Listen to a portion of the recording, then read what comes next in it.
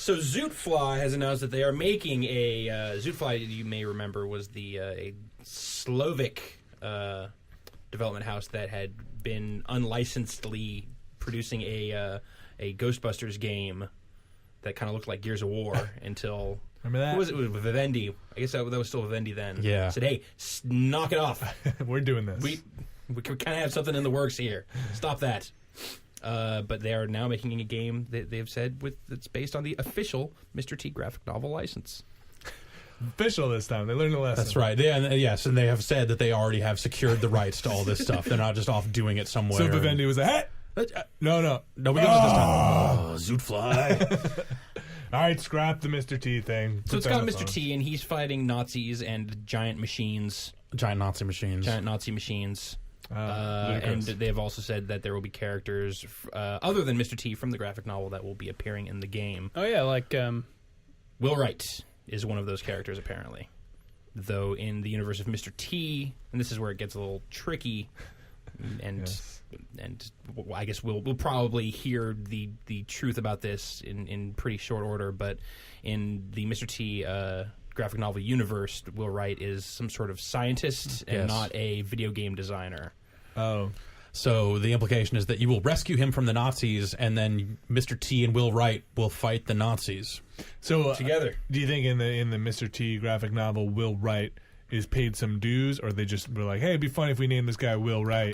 So the implication, the way it's written, is that it is actually the Will Wright game designer, that it would look like him and all that stuff. Okay. But they haven't really come out and said that. They've been doing some interviews, and they have been a little clearer about it being Will Wright, I think. You know, not just a character named Not Will just Wright. a character named Will Wright that they can throw in and go like, oh, and you're fine with Will Wright. Yeah. Who is this blonde-haired Like guy? That R-I-G-H-T. Yeah, so I... Sounds awesome. It does. It does sound awesome. I don't know. How does this... Mr. T's still around, right? Yeah. He's not some died. VO. Plays World of Warcraft, apparently. Yeah, exactly. I don't know. It's just it's exhausting thinking about this game existing because it sounds awesome, but it also sounds like a fever dream. Well, like I just wanted to. You're just gonna wake up one day and find out, no, that never existed. Jeff. Yeah, exactly. Like I can't The believe. game where Mr. T and Will Wright team up to fight Nazis and their giant machines. Remember that, guys? And it's like stuff like that.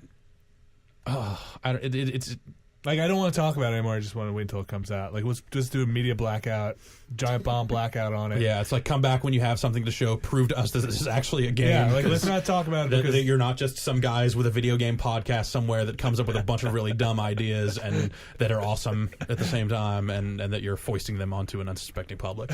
the more we talk about it, the more we have to analyze what's going on, and that's just breaking the The more, magic the for more me. I think about Mr. T fighting Nazis with Will Wright, the better and worse it gets all at once. I just want to see it. Just throw it in front of me. At some point, just, hey, look what showed up in the mail. Wow. Apparently we all blew it, though. It wasn't going to be Sid Meier's Will Wright. It was Yes, going to be Mr. T's, Zootfly's Mr. Mr. T's, Will Man, we Wright. were way off. Yeah. I'm just hoping that this paves the way for Will Wright to appear in more games as a character, because this is 3 now. Okay, so he appeared in SimCity DS. Yep. He appeared in the Simpsons game. Yep. And now he's appearing in this. Now this. Is this going to be published by Stupid Fun Club? They do not have a publisher, There you go. so Stupid Fun. But I don't think Stupid Fun Club is a publisher either. No, that would go through EA. Yep. I don't know. Yeah, I don't know.